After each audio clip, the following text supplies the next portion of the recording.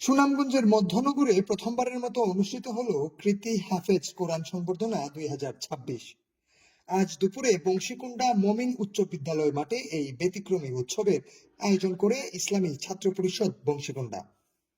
অনুষ্ঠানে উপজেলার 102 জন কৃতি হাফেজের হাতে সম্মাননা ক্রেস্ট তুলে দেয়া হয়। ইসলামী ছাত্র পরিষদ বংশীকুণ্ডার সভাপতি মামুন হোসেনের সভাপতিত্বে অনুষ্ঠানে প্রধান অতিথি হিসেবে উপস্থিত ছিলেন স্থানীয় ইউনিয়ন পরিষদের ভারপ্রাপ্ত চেয়ারম্যান মোহাম্মদ দেলোয়ার হোসেন।